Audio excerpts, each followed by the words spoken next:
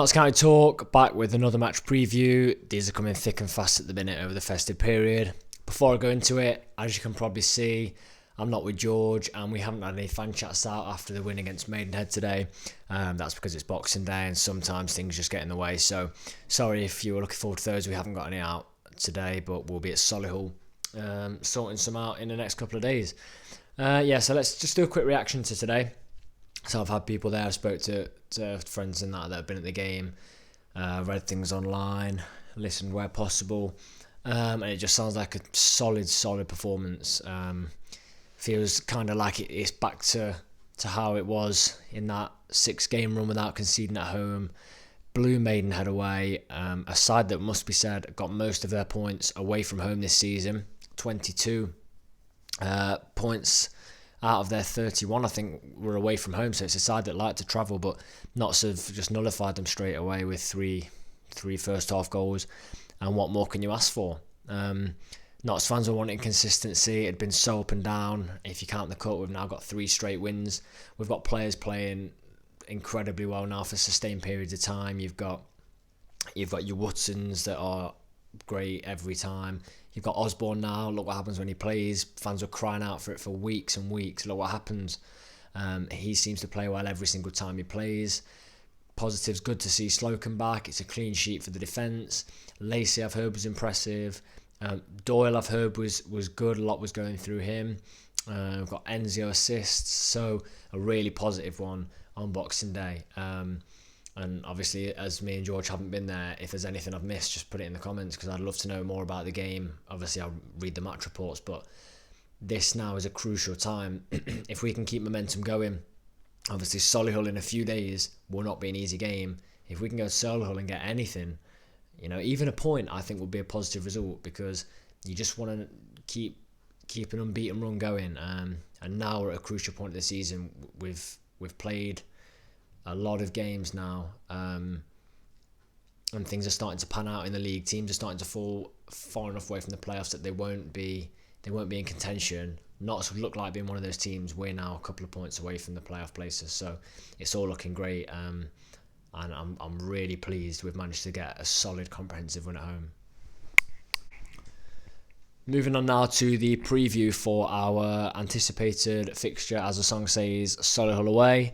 5,500 capacity stadium, relatively small. About 50 miles for Notts fans to travel. 1 hour there, 1 hour back, so 2-hour round trip. One of the best away games for Notts fans to travel to, bar Chesterfield, probably the second closest. So it's testament that we've sold out. And I was lucky enough to get one of the last few tickets for the game. Didn't realise they'd actually sell out so quickly, so it'll be good to see Notts going in full voice after their 3-0 win today against Maidenhead, and hopefully we can turn Solihull over as well, which would be great. But looking at the two sides, they sit in 5th on 41 points, Notts sit in 9th on 39 points, so 2 points separate the two of us, although they have a game in hand, and they have 2 games in hand over most sides in the playoffs, so that obviously then means Notts have 1 game in hand over a lot of sides. That could work to our advantage, definitely. But I think this is a big test to see if we can mix it with the teams that are solidly in the playoffs, and I think we definitely can. Last time we met was 0-0 at Meadow Lane. One of the worst games I can remember. Not for performance, just so boring. I remember going away from that game thinking, what a waste of my life that was. I mean, it was absolutely terrible. They came with a game plan not to lose, and they did it really well. They nullified Notts, but it was a terrible game, if you can remember that one. Solihull winless in 4. Today they drew 2-2 at struggling Chesterfield. They were 2 down from the first minute, got a goal in the first half, and then a 90+5 equaliser. That it doesn't matter if they've drawn with a team that are quite far down the league, they've still got a last minute equaliser, and that is a confidence booster because you get the away fans really going for it, don't you? And it's just a good result when you're 2-0 down. Maybe the performance isn't good, but still, you've plucked a point from nowhere. Notts 3 wins on the spin now, 2 of those clean sheets. The other one against Halifax was that just demolished them second half, came out of the traps, played really, really well. So all 3 of the last games, really good performances. And you hope we can take that into the next game. Worrying sign for Notts though, Solihull sits second in the form table for home points. Now, 27 out of a possible 33, so you're winning 9 of 11 at home. It is a very, very tough place to go. Only two sides have been there and beaten them. Doesn't seem like they do draws at home. I would happily take a draw at Solihull and then march on at home again. A really tricky place to go. But we've seen that we can upset form books for some teams. And I think that with this confidence that we've got going on at the minute, and a couple of players have already challenged us to keep this run going, I think it could be a really special away day if we get everything right against Solihull. So moving on to players to watch for them. We've got Jamie Osborne. He's a midfielder. He's got in his third season with the club, and he's got 7 goals already this season. Now, for a midfielder, like I say, anything at this stage over 5 or 6 goals, it's really good goal return for a midfielder. And he's got 3 in his last 5, so he's going in full of confidence.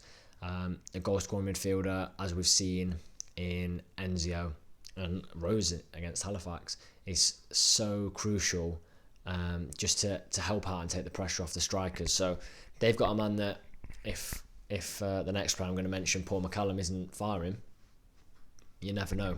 He could weigh in with a goal. So Paul McCallum, 27 goals last season, slightly less this year. At this stage, he's only on 8 at the minute, and no goals in his last 3.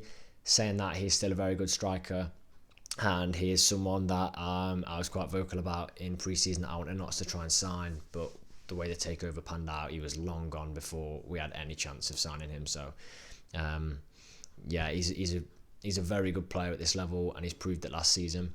That takes us to our final player to watch, Terry Hawkridge. We always like to mention a former player on the match previews. Now, 20 games so far this season, and up to the home game with us, and then the following game, which was Barrow.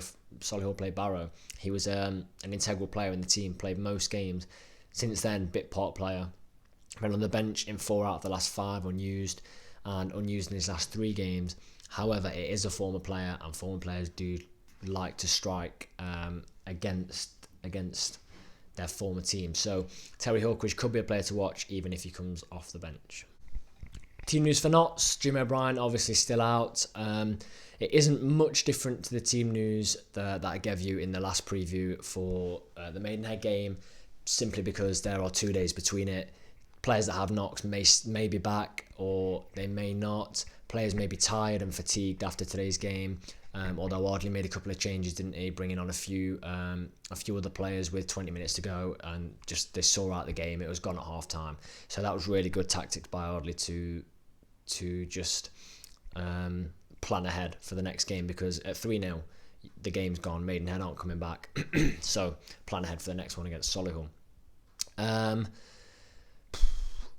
There's definitely going to be changes. There has to be a few changes, fitness wise, just to freshen it up. You'd never want to change a winning team, especially one that's done that. But you've got the likes of Michael Doyle, who's getting on.